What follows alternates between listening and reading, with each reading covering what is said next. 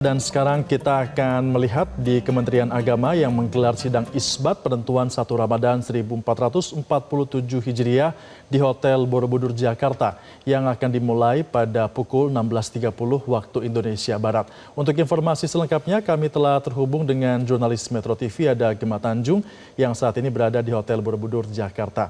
Selamat sore Gema, persiapan sidang isbat seperti apa di sana dan kenapa dipindahkan dari yang biasanya ini kan digelar di Kementerian Agama, lalu ini berpindah ke Hotel Borobudur? Ya, selamat sore Febrian dan juga pemirsa. Memang ada yang berbeda dari sidang isbat penentuan 1 Ramadan 1447 Hijriah di tahun ini karena Kementerian Agama saat ini memindahkan untuk sidang isbat dari yang semula di Kementerian Agama Jakarta menjadi di Hotel Borobudur, Jakarta.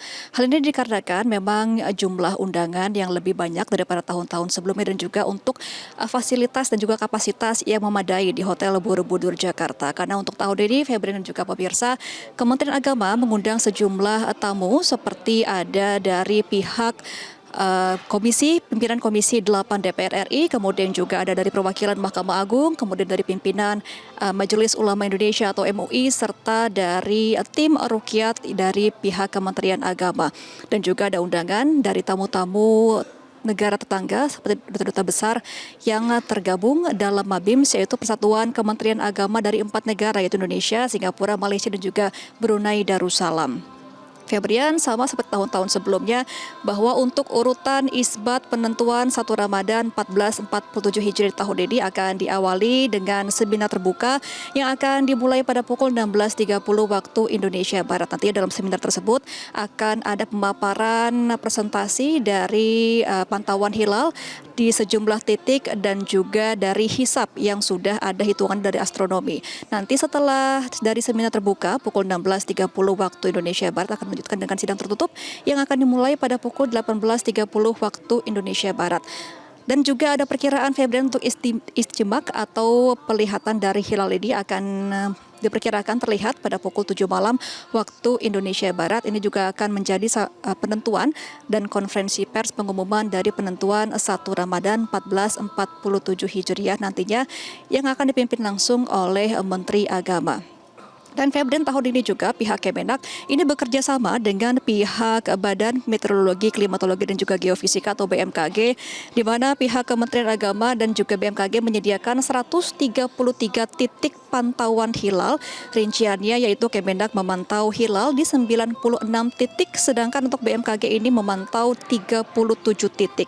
Nah, kolaborasi ini juga diharapkan dapat memastikan status hilal awal Ramadan secara astronomis dan juga syar'i agar dapat memberikan kepastian bagi masyarakat dalam menyambut bulan suci Ramadan, apakah akan jatuh pada tanggal 18 Februari esok atau tanggal 19 Februari 2026 mendatang.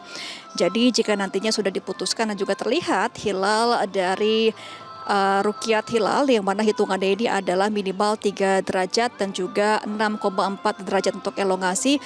Jika terlihat pada malam ini, Febrian, maka penentuan 1 Ramadan 1447 Hijriah akan jatuh pada esok 18 Februari 2026. Tetapi jika tidak terlihat, maka 1 Ramadan ini akan ditentukan dan juga jatuh pada tanggal 19 Februari tahun 2026, yang mana ini akan menjadikan bulan Sya'ban genap menjadi 30 hari sesuai dengan ketentuan kalender Hijriah. Nah, ada juga perkiraan Febrian jika memang 1 Ramadan ini akan jatuh pada tanggal 19 Februari 2026, maka ini akan ada perbedaan awalan dari bulan Ramadan antara pemerintah dan juga dari Muhammadiyah. Karena diketahui pemirsa dan juga Febrian, Muhammadiyah ini telah menetapkan 1 Ramadan pada tanggal 18 Februari 2026. Muhammadiyah ini menggunakan metode baru yang dinamakan dengan KHGT, yaitu adalah kalender Hijriah Global Tunggal. Ini untuk implementasi metode terbaru.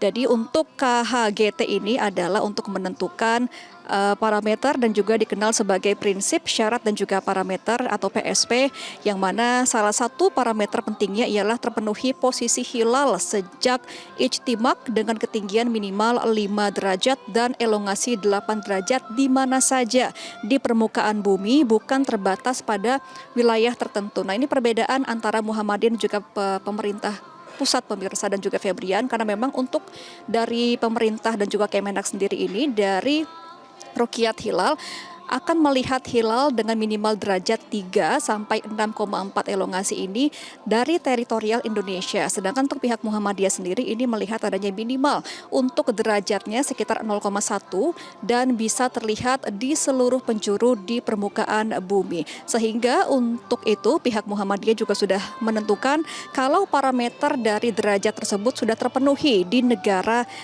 Amerika Serikat, tepatnya di Alaska, karena sudah ada ketinggian hilal sebesar 5 derajat dengan elongasi 8 derajat kurang lebih. Namun meskipun ada perkiraan perbedaan penetapan 1 Ramadan 1447 Hijriah di tahun ini, pihak dari Muhammadiyah juga mengatakan tidak ada perbedaan dari penetapan dan juga teknik yang digunakan untuk hisab dan juga ruqyat hilal. Namun memang pada implementasinya saja ada perbedaan antara kedua pihak, tetapi diharapkan tidak menjadi perdebatan dan juga tetap menjadi fokus untuk beribadah bagi umat muslim di Indonesia untuk fokus dalam ibadah di bulan suci Ramadan ini. Kita akan nantikan bersama Febrian seperti apa nantinya penentuan hilal pada hari ini, karena akan dimulai untuk konferensi pers pada pukul 7 malam waktu Indonesia Barat. Untuk sementara demikian dari Hotel Borobudur Jakarta, pemirsa dan juga Febrian, kembali ke Anda di studio.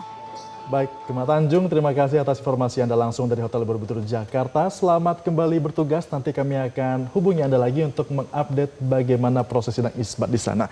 Nah, kalau tadi kita dengar dari rekan kami Gema Tanjung, itu sampai dengan 130-an titik loh Prof ya, digunakan untuk dapat proses pemantauan hilal ini. Nah, tapi kata dia kan Prof juga bilang, sudah mustahil terlihat. Lalu untuk apa lagi digelar Prof sebenarnya Prof? Ya minimal untuk silaturahim, kemudian untuk uji ilmu pengetahuan dan sejenisnya ya. Tetapi saya yakin semua punya pandangan yang sama bahwa pada saat melihat itu ya sudah pasti nggak terlihat sebagaimana mencari ayam masuk ke dalam telur gitu kan. Memang mustahil gitu kan. Memang mustahil secara teori manapun ini mustahil ya. Di 130 titik itu ya manfaatnya manfaat silaturahim, kemudian manfaat kumpul-kumpul, kemudian ya manfaat pemberitaan seperti hari inilah kira-kira salah satunya ya. Baik. Tetapi di situ ada ilmu pengetahuan tentunya. Tetap kita apresiasi untuk kepentingan rekan-rekan yang sedang bertugas untuk kepentingan Ruqyatul Hilal bil fi'li. Ini bagian dari proses yang dilewati. Sekalipun ini nggak harus secara keagamaan. Saya berbincang terkait dengan aspek keagamaan. Kalau kondisi hari ini secara saintifik berada di dalam posisi mustahil untuk bisa dilihat, maka ya nggak perlu lagi untuk kita capek-capek melihatnya. Karena hasilnya sudah diketahui, hasilnya sudah pasti gitu. Karena itu kemudian dengan menggunakan kriteria yang ada, kemudian konsensus kita, fatwa-fatwa yang ditetapkan oleh Majelis Ulama Indonesia, maka awal Ramadan ya tanggal 19 nanti. Cuma mungkin begini, ada yang menarik saya kira terkait dengan perbedaan metodologi. Kalau menggunakan metode sebelumnya seperti yang introdusir oleh teman-teman di Muhammadiyah, kemudian di NU, NU menggunakan Ruqyatul Hilal bil fi'li, kemudian Muhammadiyah sebelumnya menggunakan hisab imkanur ru'yah, kemudian hisab wujudul hilal. Dengan kriteria hisab wujudul hilal sebenarnya ini akan ada kesepakatan. Cuma Muhammadiyah memperbarui metode, dan saya kira ini bagian dari dinamika ya terkait dengan aspek fikih yang bersifat ijtihadi. Jadi Muhammadiyah dari hisab wujudul hilal yang dalam kondisi hari ini sebenarnya sudah pasti juga nggak bisa masuk untuk bulan baru, tapi yang digunakan adalah kalender hijriyah global tunggal atau KHGT, di mana mekanismenya secara umum bisa dijelaskan, ketentuannya adalah hisab imkanur ru'yah dengan matlak tunggal global yang bersifat global, tidak mesti harus di Indonesia. Nah, pertanyaannya apakah KHGT ini bisa diterapkan di Indonesia agar tidak perlu susah lagi untuk dapat menentukan 1 Ramadan? Jelajahi cara baru mendapatkan informasi. Download Metro TV Extend sekarang.